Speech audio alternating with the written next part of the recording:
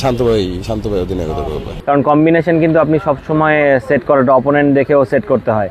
না আলহামদুলিল্লাহ আমাদের গত 5 দিন ধরে আমরা প্র্যাকটিস করতেছি, সো আমাদের প্রিপারেশনটা ভালো আছে। যে যার মতো প্রিপারেশন নেওয়ার চেষ্টা করছে, আমার মনে হয় কালকে সবাই নিজে সেটা দিয়ে চেষ্টা করবে প্রথম ম্যাচ থেকে উইনিং স্টেকে থাকা। একটা টিম আপনাদের সাথে যোগ দিয়েছে, নির্বাচক প্যানেল থেকে গিয়ে কোচিং শুরু করেছে, এটা কি আপনাদের সাথে আন্ডার-19 কাজ করেছে থেকে, এটা কি একটা আলাদা আপনাদের জন্য বাড়তি পাওয়া?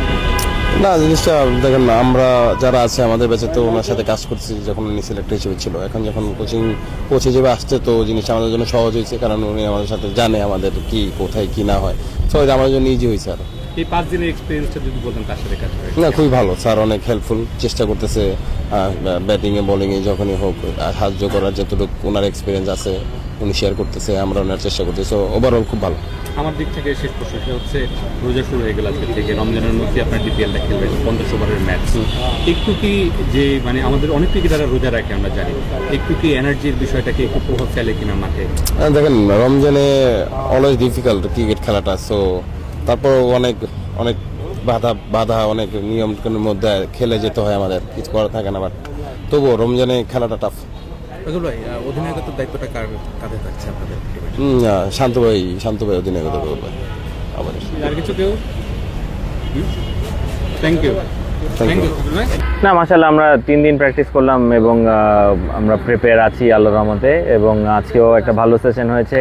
কালকে রূপগঞ্জ টাইগারের সাথে খেলা, সো আই হোপ যে আমরা ভালো কিছু একটা করতে পারবো। চ্যালেঞ্জ না, দেখেন আমরা যখনই কাজ করি, আমি যে কোনো টিমের সাথেই ওইটাতে একটা চ্যালেঞ্জ থাকেই, এবং নিজেরও একটা গোল থাকে যে ভালো কিছু একটা করতে হবে, এবং সব টুর্নামেন্ট কিংবা লিগ যেখানেই কাজ করি না কেন সবসময় চেষ্টা করি যে উপরের দিকে থাকতে।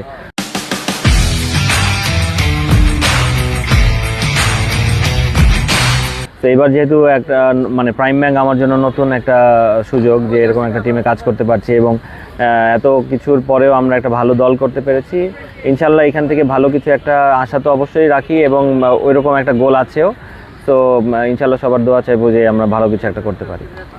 এইটা একটু চ্যালেঞ্জিং অবশ্যই, তবে আমার টিমে যারাই আছে আমি সবসময় চেষ্টা করি ভালো ছেলেদেরকে নিতে, ভালো মেন্টালিটির প্লেয়ারদেরকে নিতে, যেন এই প্রবলেমগুলো সবাই আসলে, কারণ কম্বিনেশন কিন্তু আপনি সবসময় সেট করাটা অপোনেন্ট দেখেও সেট করতে হয়, তো সেই ক্ষেত্রে আমার ধরেন ভালো মেন্টালিটির ছেলে পেলে না হলে তখন একটু ঝামেলা হয়ে যায় টিমের মধ্যে। সো ওরকম কোনো ঝামেলা আমার নেই, এবং সবাই খুবই আন্ডারস্ট্যান্ডেবল, এবং সবাই টিমের জন্য যেটা প্রয়োজন সেটা করার জন্য প্রস্তুত।